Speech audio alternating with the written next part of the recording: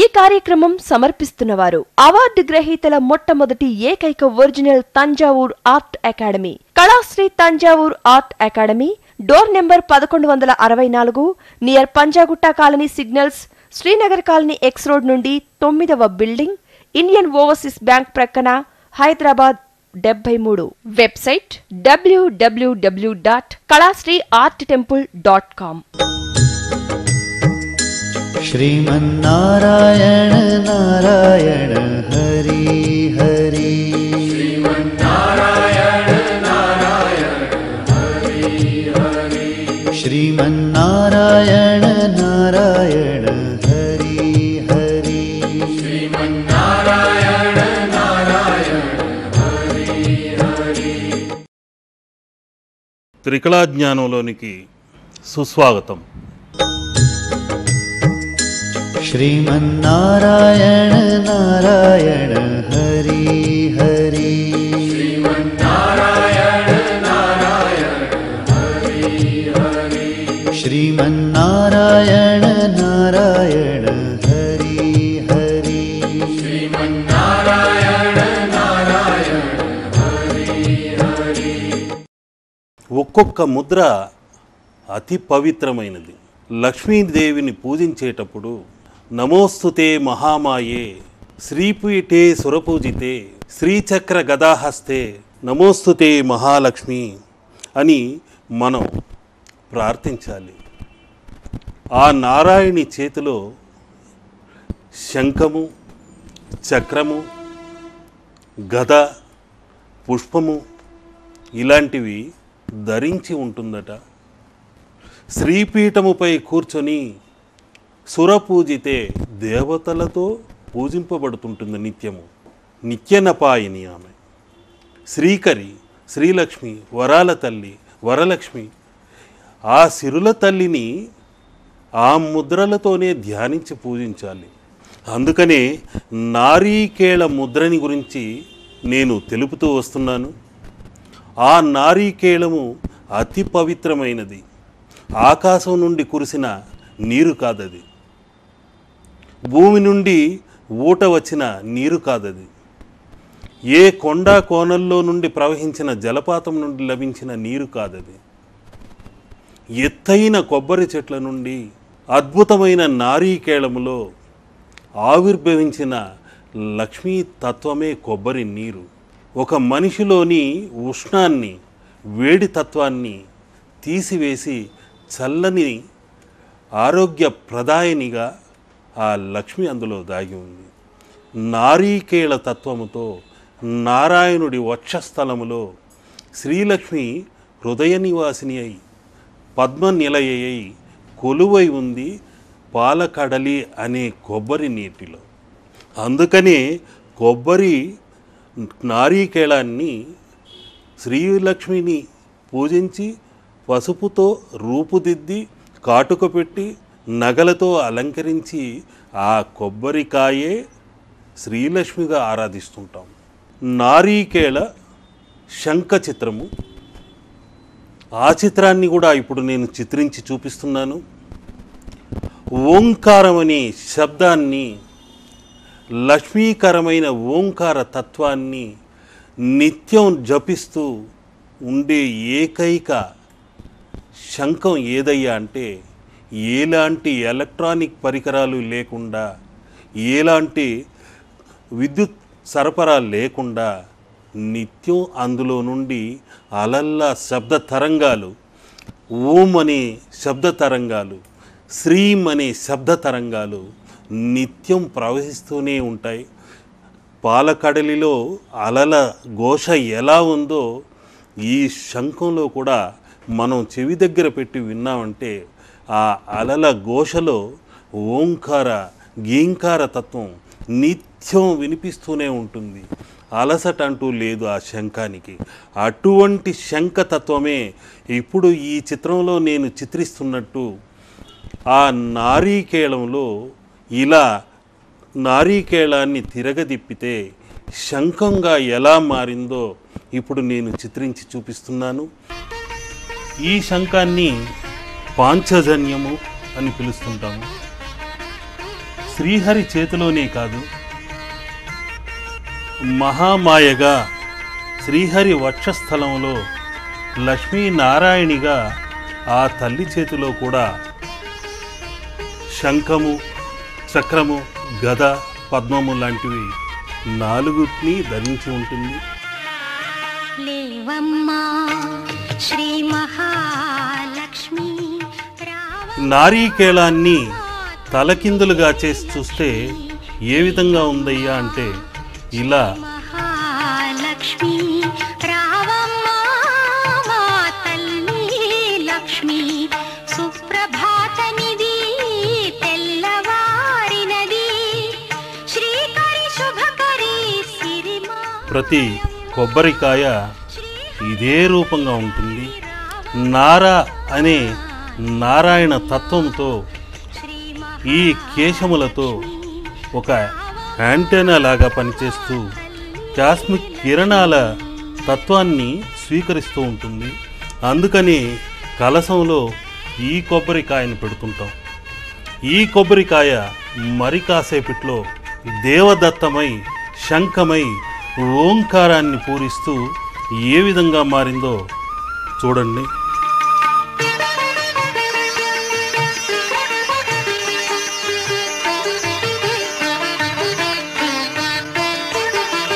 పాలసంద్రమున ప్రభవించినావు, పద్మాలయమున శోభించినావు. ఇదే వలముపురి శంఖము అంటారు. ఈ శంఖం వినాయకుడి తొండంలాగా ఇలా వంపు తిరిగి ఉంటుంది.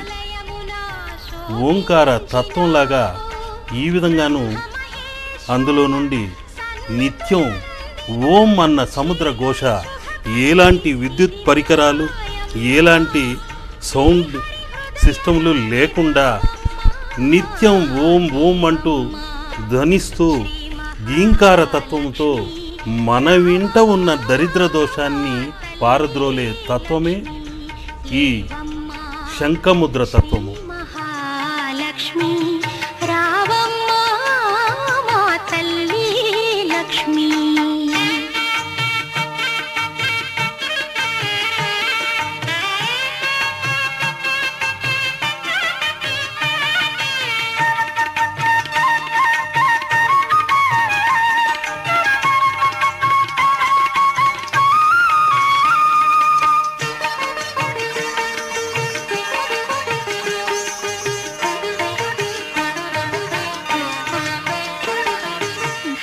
శ్రీ అనే శ్రీకారముతో లక్ష్మీ ఆకారంగా రూపుదిద్దుకుంటుంది. ఈ లక్ష్మీకరమైన శంఖముద్రని చూసిన వెంటనే, శంఖం అన్నది పాలకడలి నుండి లక్ష్మి ఉద్భవించింది. ఆ ఆవిర్భవించిన సమయాన శంఖము కూడా ఆ పాలకడలి నుండి వచ్చినదే.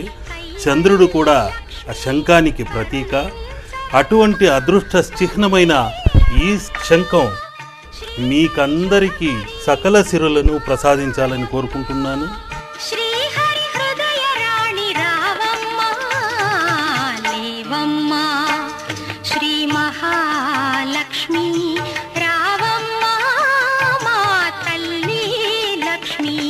సుప్రభాతమిది తెల్లవారినది, శ్రీకరి శుభకరి సిరిమాయమ్మ. శ్రీహరి హృదయ రాణి రావమ్మా లేవమ్మా శ్రీ మహాలక్ష్మి రావమ్మా మా తల్లి లక్ష్మి. లేవమ్మా శ్రీ మహాలక్ష్మి రావమ్మా మా తల్లి లక్ష్మి.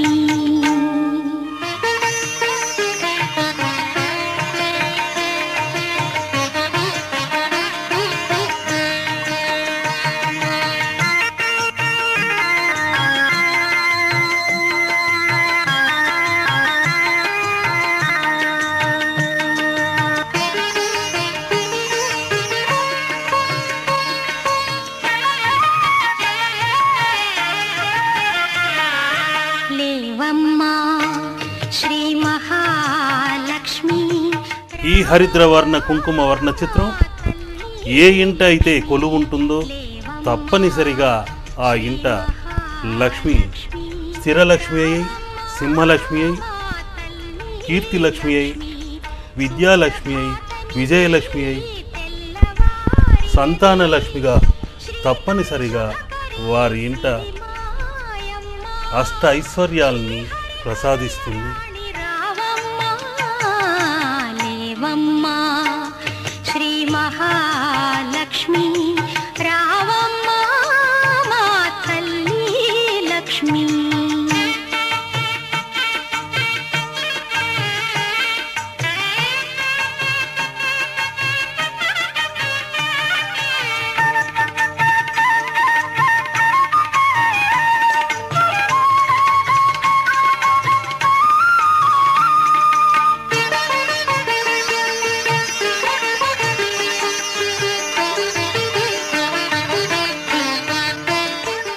ఈ కొబ్బరికాయే శంఖంగా కూడా ఈ విధంగా కొబ్బరికాయ రూపంలో ఉన్నది. ఇలా ఉన్న కొబ్బరికాయ రూపం శంఖతత్వముతో ఈ విధంగా మారుతుంది. ఆ శంఖమే వినాయకుడి యొక్క ముఖ ఆకారంతో తొండము ఇలా ఉన్నట్టుగాను మనం సాక్షాత్కారం చేసుకోవచ్చు. సాక్షాత్కారము మనము సాక్షాత్తు ఆ దైవాన్ని, ఆ ఆకారాన్ని సాక్షాత్కరింప చేసుకుంటున్నాము. ప్రతి అణువులోనూ దైవం నిండి ఉందన్నది తెలపడానికే ఈ సంకేతాలన్నీ తెలుపుతున్నాను. కొబ్బరికాయలోనూ అటువంటి అద్భుతమైన దైవతత్వం దాగి ఉంది. ఇప్పుడు నారీకేళ గద ముద్ర గురించి తెలుసుకుందాం. గద అన్నది ఈ ముద్రతో ఇలా ఉంటుంది. ఈ గద ముద్రని, నారీకేళ ముద్రని ఏ విధంగా గదగా మారిందో నేను చిత్రించి చూపిస్తున్నాను. ఈ గద ముద్రతో ప్రతిదాన్ని తర్కించి ముక్కలు చేసి అందులోని పరిజ్ఞానాన్ని గ్రహించటమే గదతత్వం. దేన్నైనా బద్దలు చేస్తేనే, కొబ్బరికాయనైనా కూడా మనం పగలగొడితేనే అందులోని మధురమైన కొబ్బరిని తినవచ్చు, కొబ్బరి నీరు స్వీకరించవచ్చు. ఆ అమృత జలాన్ని లక్ష్మీతత్వముతో తీర్థంగా, వరాల లక్ష్మి ఒసిగిన పాలకడలి తీర్థంగా మనం స్వీకరిస్తే మనలోని పాపాలన్నీ పటాపంచలై మలినాలన్నీ తొలగిపోతాయి. నారీకేళ ముద్రని ఏ విధంగా గదగా మారిందో నేను చిత్రించి చూపిస్తున్నాను. ఈ నారీకేళ గద ముద్ర ఆ విష్ణువు చేతిలో ఉన్నది. ఒక కఠినమైన తత్వాన్ని బద్దలు చేయగలదు. అటువంటి గదాతత్వం ఆ నారీకేళంలో ఎలా దాగి ఉందో మనం ఈ హరిద్ర ముద్ర ద్వారా ఇప్పుడు తెలుసుకుంటున్నాం.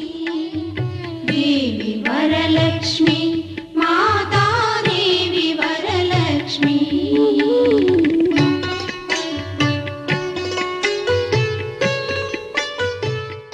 ఓంకారమైన ఆవుమ అన్న అక్షరతత్వముతో ఈ నారీకేళముంది.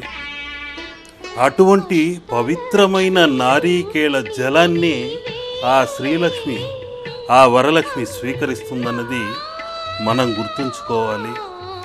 ప్రతి పండుగకి ఈ నారీకేళమే మనం ఉపయోగిస్తుంటాం. ఈ నారీకేళం మరి కాసేపట్లో గదముద్రగా మారుతుంది. కష్టముల కడ తీర్చి వరముల నీయవే. నారాయణి చేతిలో హరిద్ర వర్ణముతో, సువర్ణ వర్ణముతో, అత్యద్భుతమైన శ్రీకార తత్వముతో ఈ విధంగా గద ఆకారంలో ఉన్నది అని తెలపడానికే ఈ నారీకేళ తత్వాన్ని ఈరోజు మీకందరికీ ఈ లక్ష్మీనారాయణ గదముద్ర నుండి మంచి అదృష్ట తరంగాలు అందచేయటానికే ఈ చిత్రరాజాన్ని మీ ముందు చిత్రిస్తున్నాను. పడతులకు సౌభాగ్యముల దయసేవే, భక్తితో నీ వ్రతము చేసిన వారికి తల్లి ముక్తి మార్గము చూపి మోదము నీయవే. దేవి వరలక్ష్మి మాతా దేవి వరలక్ష్మి, దేవి వరలక్ష్మి మాతా దేవి వరలక్ష్మి.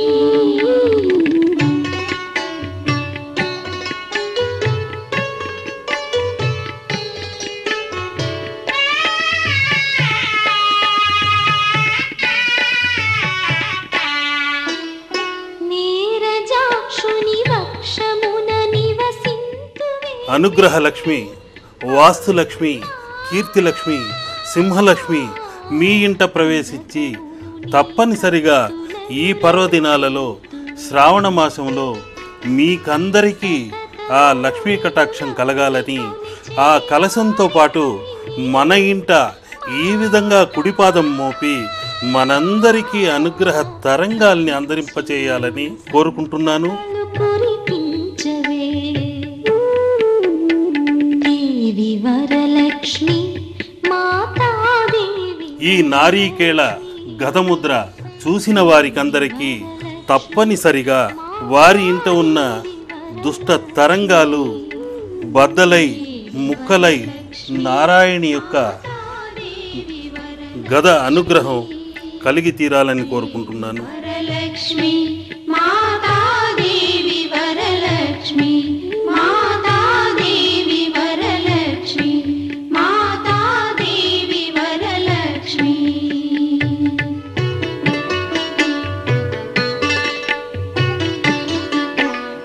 దేవి వరలక్ష్మి ఇందులోని కాస్మిక్ కిరణాలు అదృష్ట తరంగాలై గత జన్మ దోషాల్ని ఆ వరలక్ష్మి అనుగ్రహం తప్పనిసరిగా మీరందరూ పొందాలనే సదుద్దేశంతోనే ఈ హరిద్ర చిత్రాన్ని అందిస్తున్నాం. లక్ష్మి దేవి వరలక్ష్మి మాతా దేవి వరలక్ష్మి.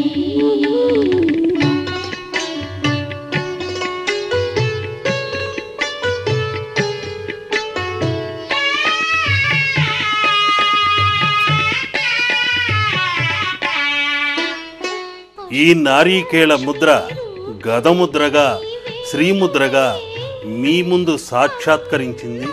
ఈ సాక్షాత్కారం మీకందరికీ లక్ష్మీ సాక్షాత్కారమై అనుగ్రహ తరంగాల్ని కురిపించాలని కోరుకుంటున్నాను. నిష్ఠతో నీ పూజ సలిపిన వారికి మాతా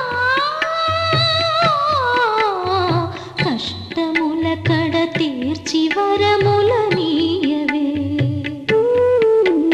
ఈ నారీకేళము గదముద్రగా ఆ లక్ష్మీ యొక్క గద ఎలా ఉందో, లక్ష్మీనారాయణుడి యొక్క గద ఎలా ఉందో, ఈ నారీకేళ గదని చూసిన వెంటనే మీకు అర్థమై ఉంటుంది.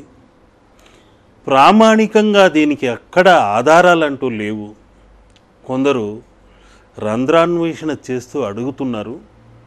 ఒక చిత్రకారుడిగా నా మనోదృష్టికి అందిన చిత్రాలని, దైవ సంబంధమైన ముద్రలని మేళవించి నా పరిజ్ఞానంతో ఆ దైవానుగ్రహంతో అందిన ముద్రలన్నీ నా వరకే పరిమితం చేసుకోకుండా నా శిష్యులందరికీ, విశ్వమానవాళిలోని అందరి శ్రేయస్సు కోసం ఈ ముద్రలను చిత్రరూపంలో మీకందరికీ అదృష్టపరంగా అందచేయాలనే తపన, తపస్సుతో మీ సమస్యలన్నింటికీ పరిష్కార మార్గం దొరకాలని ఈ చిత్ర ముద్రలని హరిద్ర వర్ణముతో మీ దరిద్ర దోషాన్ని తొలగించే తత్వంతో చిత్రించి మీ ముందు ఉంచుతున్నాను.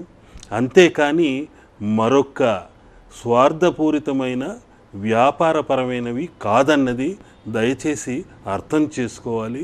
వారానికి ఒక్కటి మాత్రమే చిత్రించి ఇవ్వటం జరుగుతుంది.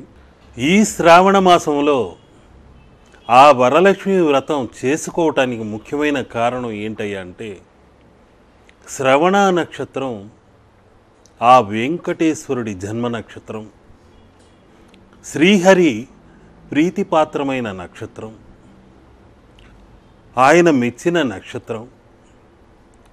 అందుకని శ్రావణ మాసంలో ఆ సిరుల తల్లి వరలక్ష్మి భృగు యొక్క కుమార్తెగా జన్మించింది, శుక్రుడి యొక్క సోదరి అయింది. శుక్రవారమే ప్రీతికరమైన వారంగా తనకు అమర్చుకుంది. శుక్రమహాలక్ష్మిగా ప్రతి ఇంట ప్రతి గృహిణిలోనూ వరాల లక్ష్మిగా గృహలక్ష్మిగా సాక్షాత్కరిస్తూనే ఉంది. వారు పూసుకున్న పసుపు కుంకుమలకు ప్రతీకగా లక్ష్మీకరంగా శ్రీకరిగా వారిని నిత్యం దీవెనలను అందిస్తూ వరాలని అందిస్తూ సౌభాగ్య భోగ భాగ్యాలని కూడా వారికి కలిగిస్తూ నేనున్నానంటూ ప్రతి గృహలక్ష్మి వెనక వరలక్ష్మి అభయం ఇస్తూనే ఉంటుందన్నది అందరూ గుర్తుంచుకోవాలి. మీ ఇంట ఉన్న దరిద్ర దోషాలు, గత జన్మ శాపాలు, పాపాలు, మలిన దోషాలు, మీ ఆరోగ్య సమస్యలు, కోర్టు సమస్యలు, వివాహ సమస్యలు, నిరుద్యోగ సమస్యలు అన్నీ పటాపంచలైపోయి ఈ దేవతా చిత్రాల ద్వారా మీరందరూ ఆ వరాల తల్లి వరలక్ష్మి అనుగ్రహానికి పాత్రులై సకల సౌభాగ్య భోగభాగ్యాలను అష్టైశ్వర్యాలను పొందాలని కోరుకుంటూ